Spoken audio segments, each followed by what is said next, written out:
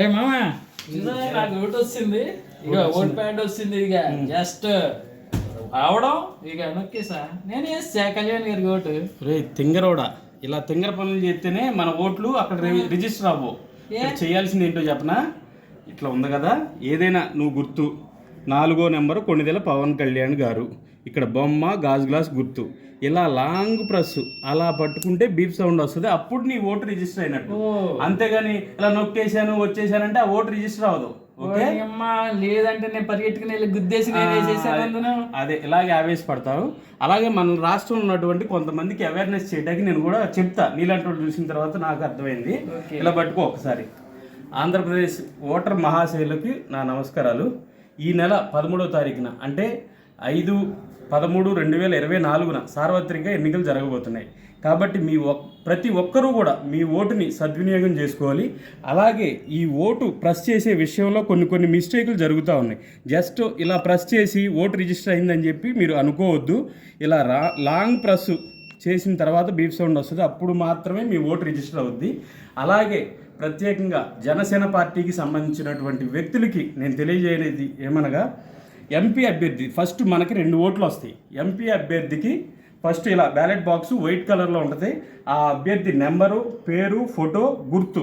Suppose MP అభ్యర్థి గాజు glass ఉంటే గాజు గ్లాసు, లేదా కూటమి అభ్యర్థి సైకిల్ ఉంటే సైకిలు, లేదా బీజేపీ అభ్యర్థి ఉంటే కమలం గుర్తు ఇక్కడ ఉంటుంది. వాళ్ళ ఫోటో, పేరు, వాళ్ళ నెంబర్ ఉంటుంది. కాబట్టి వాటిని జాగ్రత్తగా చూసుకుని ప్రెస్ చేయండి. అదేవిధంగా ఎమ్మెల్యే అభ్యర్థికి మన ఓట్లలో ఫస్ట్ ఓటు ఎంపీ అభ్యర్థికి వేస్తే 2వ ఓటు ఎమ్మెల్యే అభ్యర్థికి వేయాలి. ఆ ఎమ్మెల్యే బ్యాలెట్ బాక్సు పింక్ కలర్లో ఉంటుంది. ఆ పింక్ కలర్లో ఉన్నటువంటి దానికి సేమ్ ఇదే ప్రాసెస్ ఉంటుంది. నెంబరు, పేరు, అభ్యర్థి ఫోటో, గుర్తు. గాజు గ్లాస్ అయితే గాజు గ్లాసు, లేదా సైకిల్ అయితే సైకిల్, లేదా కమలం పువ్వు అయితే కమలం పువ్వు ఉంటుంది. వాటిని చూసుకుని మీరు ప్రత్యేకంగా మళ్ళీ చెప్తున్నాను, ఆ అభ్యర్థి ఎవరైతే ఉన్నారో వాళ్ళది ఇలా బటన్ లాంగ్ ప్రెస్ చేయండి, అప్పుడు మాత్రమే మీ ఓటు రిజిస్టర్ అవుతుంది.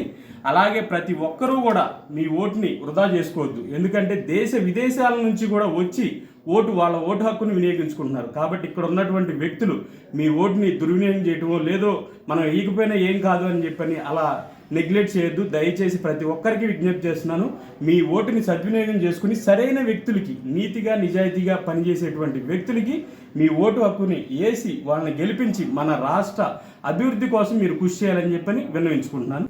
ఇకపోతే ముఖ్యంగా పిఠాపురం ఓటర్ మహాశైలకి ఇది అంటే మీకు ఎక్స్ప్లెయిన్ చేయడం కోసం మాత్రమే ఈ బాక్స్ తీసుకొచ్చాం. బ్యాలెట్ బాక్సు పవన్ కళ్యాణ్ గారిది పింక్ కలర్లో ఉంటుంది. ఆయన నెంబర్ 4వ నెంబరు, అలాగే కొణిదెల పవన్ కళ్యాణ్ గారు అని చెప్పని ఇక్కడ ఉంటుంది. అలాగే ఆయన బొమ్మ, గాజు గ్లాస్ గుర్తు. అక్కడ మీరు మీ ఓటుని లాంగ్ ప్రెస్ చేసి మీ ఓటుని వినియోగించుకోవాలని చెప్పని విన్నవించుకుంటున్నాం. మళ్ళీ చెప్తున్నాను, పవన్ కళ్యాణ్ గారి బ్యాలెట్ బాక్స్ నెంబర్ 4వ నెంబర్. అలాగే కాకినాడ ఎంపీగా నిలబడినటువంటి తంగెళ్ళ ఉదయ్ శ్రీనివాస్ గారిది 9వ నెంబర్. ఆయనకు కూడా అలాగే వైట్ కలర్లో ఉంటుంది. నెంబరు 9వ నెంబర్ అని చెప్పి ఉంటుంది. అక్కడ పేరు, ఫోటో, గుర్తు ఆయనది కూడా గాజు గ్లాసే వస్తుంది.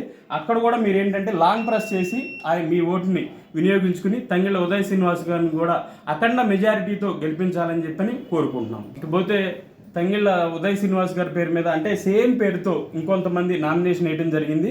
మీరు ఆ విషయంలో కన్ఫ్యూజ్ కాకుండా ఆయన నెంబర్ 9, పేరు, ఆయన ఫోటో ఉంటుంది, గాజు గ్లాస్ గుర్తు చూసుకుని క్లియర్గా 9వ నెంబర్ మీద మీ ఓటుని వేయాలని చెప్పని విజ్ఞప్తి చేసుకుంటున్నాం.